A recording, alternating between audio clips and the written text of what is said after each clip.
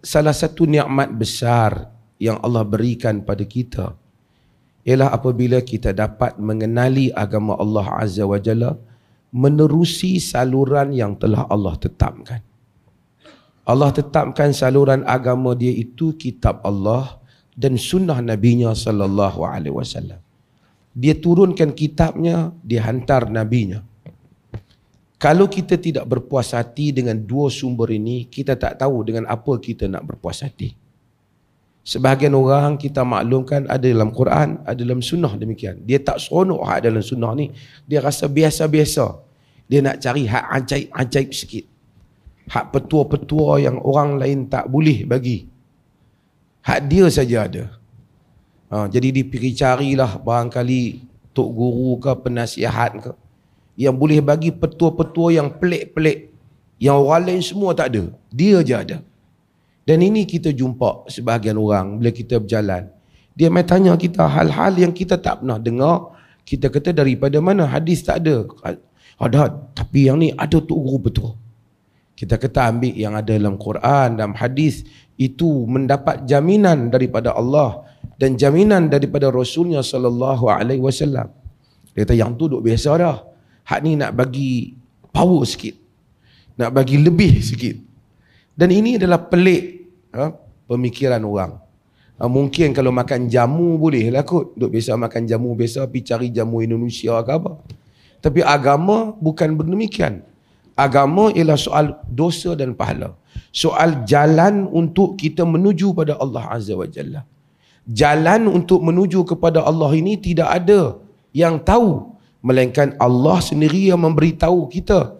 Kita tidak menerima wahyu, melainkan Nabi-Nya sallallahu alaihi wasallam mendapat wahyu. Dan Nabi bagi tahu kita bagaimana cara yang Allah mahu untuk kita mengabdikan diri kepadanya. Bagaimana untuk kita salat, bagaimana untuk kita berdoa, bagaimana untuk kita beribadah, bagaimana untuk kita puasa. Demikian itulah jalan yang paling selamat. Jalan orang lain tu mungkin boleh, tetapi tak pasti. Jalan yang pasti ialah jalan yang telah ditetapkan oleh Allah, dikhabarkan di dalam kitabnya dan di dalam sunnah Nabi-Nya sallallahu alaihi wasallam. Selagi mana kita berusaha memegang dua hal ini, insya-Allah mudah-mudahan kita selamat. Kalam ulama didengari, tetapi kalam mereka ialah kalam menghuraikan kitab Allah, menghuraikan sunnah Rasulullah sallallahu alaihi wasallam. Siapa pun ulama itu dia tidak menerima wahyu. Mimpi dia tidak menjadi hujah.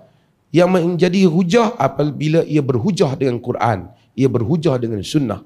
Mungkin dia mempunyai kefaqihan yang Allah tak bagi kat kita.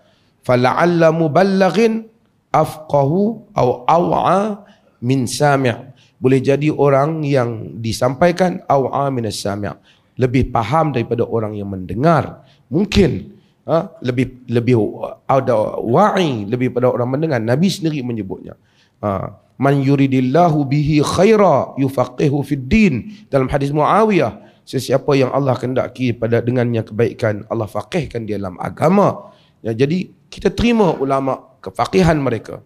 Tapi kita tahu para ulama yang muktabar, semua mereka rujukan mereka ialah kitab Allah dan sunnah Rasulullah sallallahu alaihi wasallam, dan kita mendengar huraian mereka kerana kita ingin memahami kitab Allah dan sunnah Nabi sallallahu alaihi wasallam. Wallahu taala alam.